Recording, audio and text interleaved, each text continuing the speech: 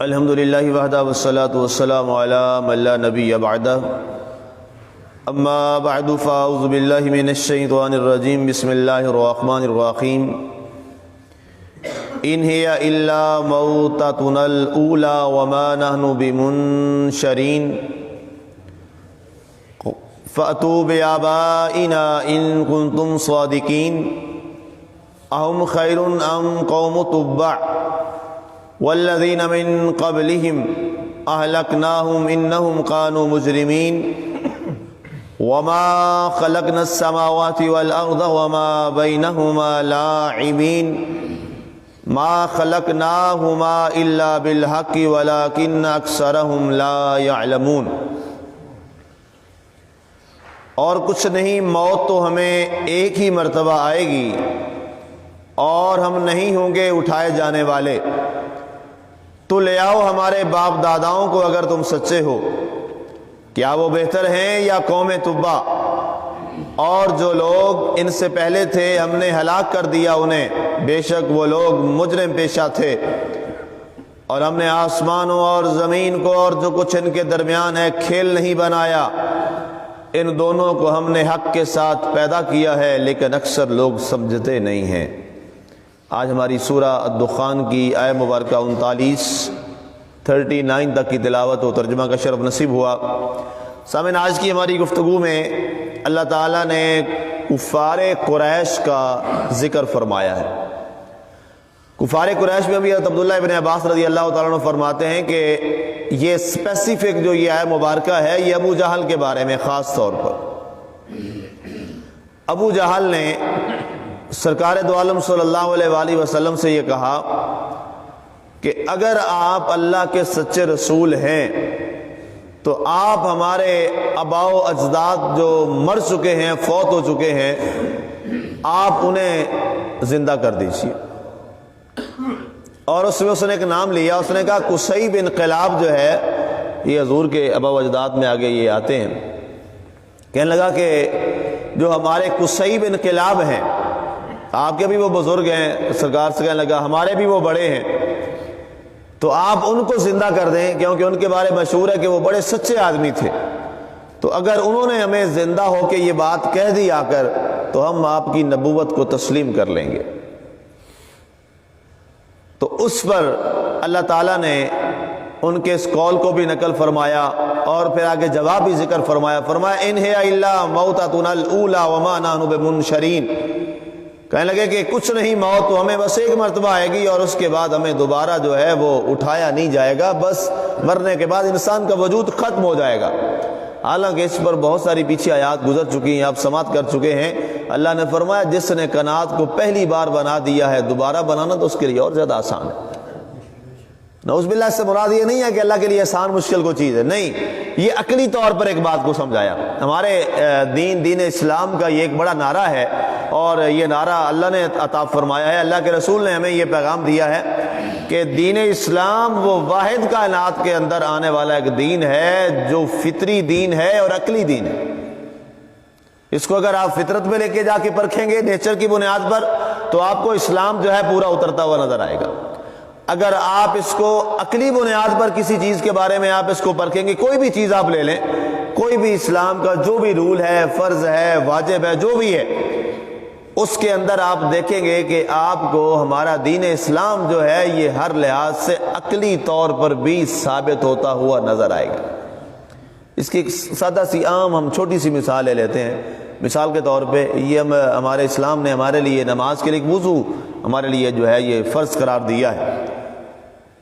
اب ہم وضو کرتے ہیں تو یہ جب ہم نے آغاز کیا، پہلے مسلمان نے جب یہ وضو کرنا شروع کیا تو دنیا نے اس کو بڑے عجیب نظروں سے دیکھا کہ یہ کیا طریقہ ہے، کیونکہ ایک پہلا دین تھا جس میں یہ انداز تھا پاک صاف ہو کر اللہ کے حضور عبادت کرنے کا طریقہ، اس سے پہلے وضو کا۔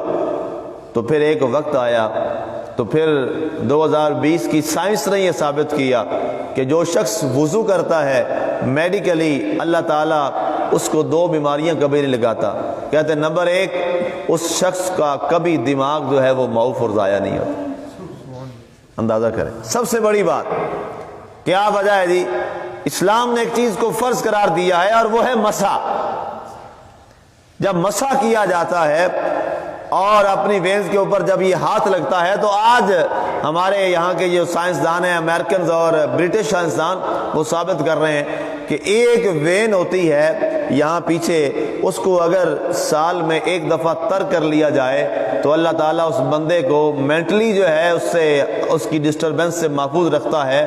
تو جب اس نے دیکھا مسلمان کو کہ یہ دن میں 5 مرتبہ یہ کام کرتے ہیں تو انہوں نے کہا آج ہمیں سمجھ آئی ہے کہ برے صغیر میں مینٹل ہاسپٹل کیوں نہیں۔ کہتے ہیں وجہ یہ ہے کہ یہ ظاہر اکثریت مسلمانوں کی یہاں پر ہے، کہتے ہیں اس لیے کہ یہ تو دن میں 5 مرتبہ یہ پریکٹس کرتے ہیں، یہ اس طرح کی پانی لگاتے ہیں۔ اور پھر دوسری اہم بات، جو سب سے اہم بات ہے، ہمارے وضو کے اندر 2 چیزوں کا بڑا اہتمام کیا گیا، سرکار نے فرمایا 3 مرتبہ یہ کیا کریں، یہ سنت ہے، استنشاق اور مزمزہ۔ یہ گلے میں پانی چڑھاتے ہیں، جس کو کلی آپ کہہ لیں آسان لفظوں میں، اردو میں کلی کی جاتی ہے، اور ناک میں استنشاق کہتے ہیں، ناک میں پانی چڑھایا جاتا ہے۔ تو کہتے ہیں کہ یہ 2 چیزیں اہم ترین ہیں انسان کے پورے ٹریکیا سسٹم اسے بولتے ہیں، یہ شاہ صاحب جانتے ہیں اس بات کو، کہ آپ کا جو یہ سانس لینے کا جتنا پورا سسٹم ہے جس پہ ہماری پوری باڈی جو ہے وہ روٹیٹ کرتی ہے، کہتے ہیں جب انسان کا دن میں 5 مرتبہ یہ غرارہ کیا جاتا ہے اور استنشاق ناک میں پانی ڈالا جاتا ہے تو اللہ تعالیٰ اس شخص کو ٹی بی اور دمہ کے مریض سے محفوظ رکھتا ہے۔ اندازہ کر لیجیے، ہمارے نبی صلی اللہ علیہ وسلم نے فرمایا جب کھانا کھانے لگو تو سرکار نے کیا فرمایا، اس سے پہلے ہاتھ دھوو، ہینڈ واش کرو۔ اچھا وہ لوگ آج سائنس پڑھنے کے بعد آج اپنی قوم کو بتا رہے ہیں کہ جناب جب آپ نے کھانا کھانا ہے تو آپ نے ہینڈ واش کرنے ہیں، آپ کے ہاتھوں میں جرمز ہوتے ہیں۔ اندازہ کیجیے، ہمارے نبی نے 1450 سال پہلے بتا دیا، فرمایا جب کھانا کھانے لگو پہلے ہاتھ دھو لو، یہ تمہارے لیے سنت ہے، اللہ تمہیں ثواب دے گا۔ اب جب ہم یہ کام کرتے ہیں ہمیں ثواب بھی مل جاتا ہے اور اللہ تعالیٰ بیماریوں سے بھی بچا لیتا ہے۔ یہ تو میں نے چند ایک چیزوں کا ذکر کیا ہے نا، اگر بھی ترتیب ہمارا جتنا پورا سسٹم ہے، یہ کبھی اس پہ بات کریں گے، پورا ایک یہ ہمارا نظام ہے کہ یہ اسلام نے کہا کہ الطہور شطر الایمان، کہ صفائی آدھا ایمان ہے، اس پہ اسلام نے اتنا زور کیوں دیا ہے؟ نان مسلم آج اس حدیث کو لے کر کہتے ہیں ان کا نبی کتنا عظیم نبی تھا، جس نے اپنی قوم کو صاف ستھرے کی تلقین کہہ کے اور کہہ دیا صفائی آدھا ایمان ہے۔ آپ اندازہ کر لیں، صفائی آدھا ایمان، جس کا ہم مسلمان اب بالکل کوئی نہیں خیال رکھتے۔ کسی دن یہ میں نے پورا لیکچر دینا ہے، ہمارا بازار اور یہ صاحب امام نے اپنی مسجد کے قریب کو بڑا گندا کیا ہوا ہے پڑوس کو، عبادت گاہیں بڑی صاف ستھری ہوتی ہیں اور ہم نے اپنی عبادت گاہ کو ہی سامنے سے گندا کیا ہوا ہے۔ یہ ہماری پہچان ہے، صفائی مسلمان کی پہچان ہے، جس کے نبی نے یہ فرمایا ہو کہ صفائی آدھا ایمان ہے، آدھا ایمان۔ ذرا کبھی اس کو گھر جا کے سوچئے گا، ساری عبادات معاملات چیزیں ایک طرف اور صفائی اکیلی آدھا ایمان۔ یہ کیا ہے؟ یہ دین وہ دین ہے جو فطری دین ہے۔ یہ اتنے میں نے آپ کو آرگومنٹس اس لیے دے لیے کہ کل آپ کبھی کسی سے بات کرتے ہیں تو کم از کم آپ اگر یہ کہیں کہ ہمارا دین فطری ہے، ہمارا دین طبیعت کے مطابق ہے، ہمارا دین انسانی مزاجوں کے مطابق ہے، تو آپ کے پاس یہ دلائل ہوں، آپ کے پاس آرگومنٹس ہوں، آپ کہیں اگر جو آپ بات کریں آپ اس کو ثابت کریں دلائل سے اور قرآن و حدیث سے کہ ہمارے رسول نے یہ فرمایا۔ اگر جب انہوں نے یہ کہا کہ جی اس کو زندہ کر دیں، فرمایا یہ ہماری فطرت رسول کے خلاف ہے، نمبر 1 ہم ایسا کرتے نہیں ہیں۔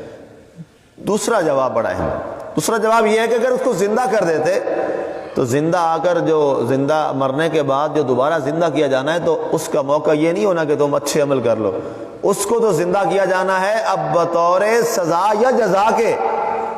سرکار نے فرمایا اگر قصی بن کلاب کو زندہ ہم کر دیتے ہیں جو کہ آپ کو طاقت تھی زندہ کرنے کی، آپ کی تو کیا یہاں تو آپ کی اولاد کی اولاد کی اولاد، حضور غوث پاک پرانے سے پرانے کئی سو سالہ عیسائیوں کو زندہ فرما دیا تھا۔ آپ نے بڑا مشہور واقعہ میں نے بیان کیا تھا ایک جمعے کے خطبہ میں حضور غوث پاک کی سیرت میں، تو سرکار کی تو شان ہی اور ہے، آپ کا تو مقام ہی اور ہے۔ آپ نے فرمایا اگر وہ زندہ ہو جاتا ہے تو وہ جزا اور سزا کے لیے زندہ ہوگا، اور ہم بھی دوبارہ جب زندہ ہوں گے تو کس کے لیے زندہ کیے جائیں گے؟ جزا اور سزا کے لیے۔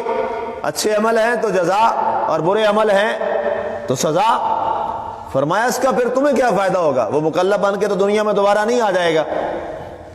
اور تیسری بڑی اہم بات جو قابل توجہ ہے، تیسری وجہ اللہ کے رسول نے صلی اللہ علیہ وسلم نے ان کے اس مطالبے کو اللہ کے حکم کے، اللہ کے کہنے پر پورا کیوں نہیں کیا، سن لیجئے وہ بڑی اہم وجہ یہ ہے، اس سے پہلے قوم سمود کا خاص طور پر مفسرین نے ذکر کیا ہے اور باقی قوموں کا بھی ذکر کیا ہے کہ جب وہ اپنے نبی سے یہ کہتی تھی، کلیم کرتی تھی اور یہ دعویٰ کہتی تھی، گزارش کرتی تھی کہ آپ یہ کام کر کے دکھائیں ہم ایمان لے آئیں گے، یہ معجزہ آپ ہمیں کر کے دکھائیں ہم ایمان لے آئیں گے، جیسے صالح علیہ السلام کی قوم نے یہ کہا کہ اگر آپ اس پتھر سے اونٹنی ہمیں زندہ نکال دیں اور پیدا ہوتے ہی وہ بچڑا اپنا وہ بچہ دے دے، اونٹنی کا بچہ پیدا ہو جائے اور ساتھ ہی وہ دودھ بھی دینا شروع کر دے تو ہم ایمان لے آئیں گے۔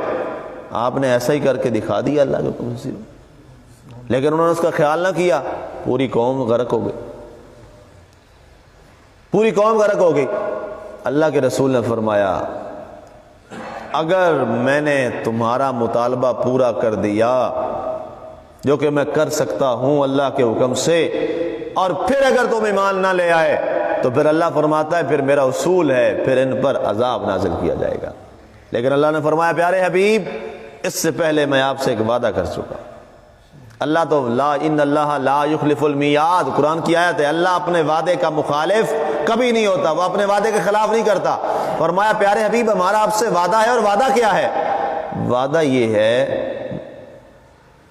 وَمَا كَانَ اللَّهُ لِيُعَذِّبَهُمْ وَأَنْتَ فِيهِمْ، پیارے حبیب جب تک آپ ان میں ہیں اب امت پر عذاب نہیں آئیں گے،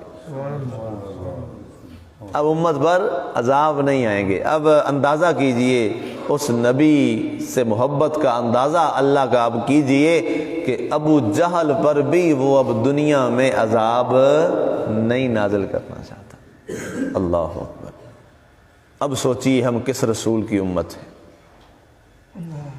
کس نبی کی امت ہیں؟ صرف ایک بزرگوں، دوستوں، بچوں، نوجوانوں، سامعین، ناظرین یہ جملہ سوچ لیجئے کہ ہم کس نبی کی امت ہیں۔ اگر یہ ایک نقطہ بھی سمجھ میں آ گیا نا کہ ہم کس نبی کی امت ہیں، کس رسول کی امت ہیں، کس محبوب کی امت ہیں، تو پھر ہمارا کبھی بھی قدم اس طرف نہیں بڑھے گا جس سے ہمارا رب ہم سے ناراض ہو یا ہمارا نبی ہم سے ناراض ہو جائے، اور جس کی وجہ سے اس نے ابو جہل پر عذاب دنیا میں نازل نہیں کیا، اور ہم تو اس کا کلمہ پڑھنے والے ہیں۔ ہم بھی اگر آج آزمائشیں ہیں تو اس کا مطلب ہے ہم کتنا دور چلے گئے ہیں اپنے نبی کے پیغام سے، ہم کتنا دور چلے گئے۔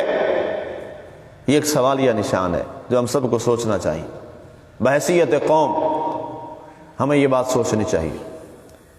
اور میں کل پرسوں ایک نجی محفل میں یہ بات کر رہا تھا لائبریری میں کہ انگریزوں نے ہمیں برباد اس انداز میں کیا ہے کہ انہوں نے کہا جناب کوئی بھی بات ہو جناب مائی پرسنل لائف، میری ذاتی زندگی ہے، برائی کوئی کہہ رہا جی مائی پرسنل ایکٹیویشن، میرا ذاتی معاملہ ہے۔ اسلام اسی نظریے کے تو خلاف ہے۔